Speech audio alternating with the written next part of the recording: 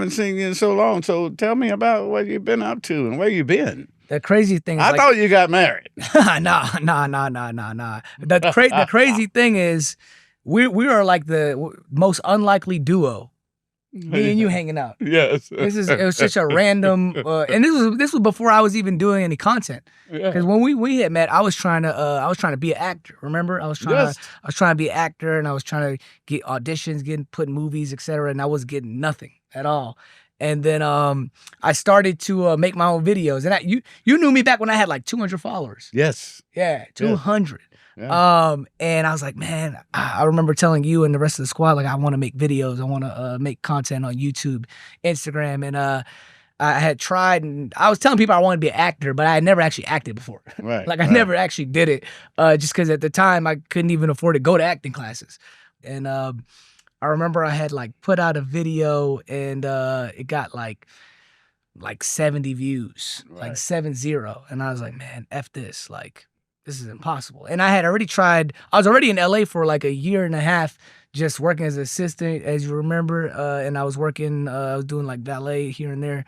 And I was like, damn, like that didn't work. And now like the video's not taking off for me. Now I think I didn't really tell you guys, but I was ready to just quit, go back home. Really? Yeah, just because like, you know, I was here for so long and nothing was going my way. And the video thing was kind of like, you know, this is my last attempt. You know, like if this doesn't go, I'm just wasting my time out here. Yeah. You know, maybe it's not for me. And I was gonna wait till the end of the month to go home because I had to get paid and book my flight. I'm from New York, and I was like, man, I might as well just make a couple more videos. Why not? And I had put another one out, same thing, like 90 views. And you and Chris and probably a few other people, only people commenting on those videos. Right. Nobody was commenting. And my mom. Shout out to my mom. Like nobody's watching this shit.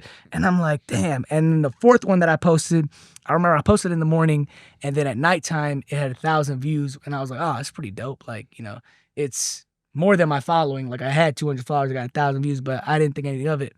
I go to bed, I wake up the next morning, that video had 400,000 views. And I was like, what the fuck happened last night? How did this go? Like, how's this possible? And our brother, Ludacris, he shared it.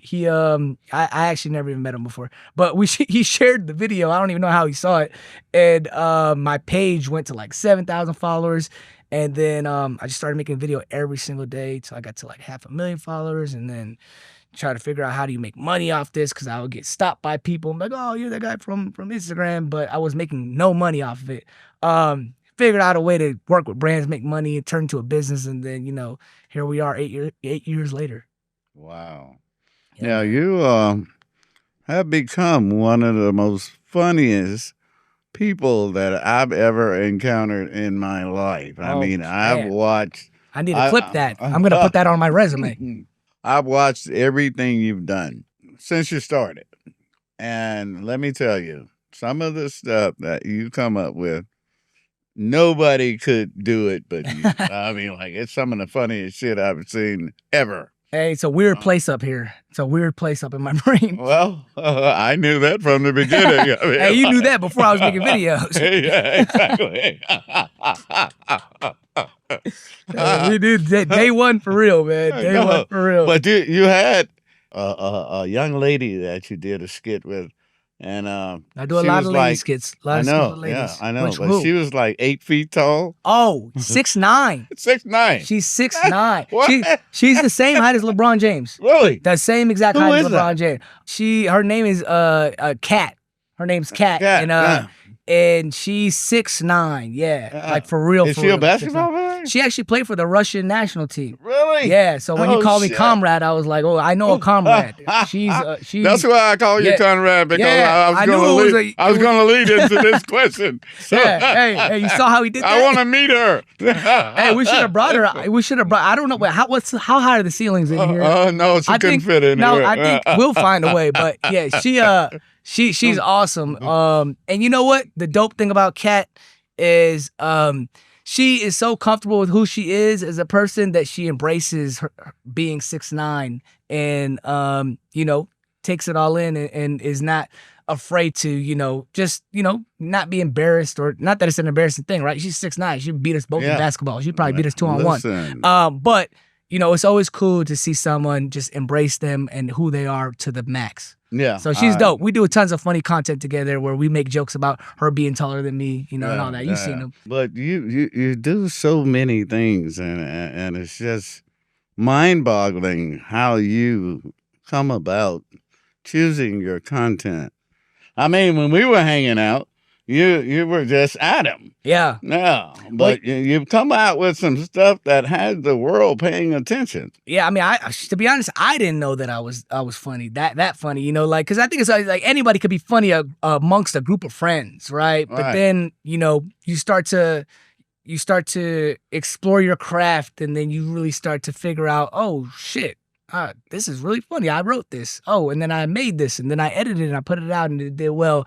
So it's like anything else, man. You put the 10,000 hours in, you get great at a craft, and you know, ultimately you become successful, right? But for me, like, yeah, it's cool, and I'm super like happy and thankful for everything I accomplished. But man, I want so much more. Yeah, so much more, man. So much more. You're on your way. You're doing stand up now. Yeah, hey, I've been in these stand up streets. I've been in the stand-up streets, man. I'm like a year and a half in now on stand-up. Yeah, man, it's been fun. What kind of crowds are you playing to? Like, so I did Dane Cook. I did a lot of his tour. Opened up for him. I did some shows for Chris D'Elia. He's awesome. Doing a show for Joe Coy coming up. Opened up for Kevin Hart before. I do Laugh Factory a lot. Really? Yeah. I just kind of randomly. So you named Tehran. Oh, Tehran's my guy, man. Tehran's my guy. Yeah. He's always up there on the road, man. That guy's always performing on the road. That's my brother. Yeah, that's my brother. Yeah, hey, he's a guy too that, you know, came with open arms, man. He gave me some advice too, so shout out to him. Yeah.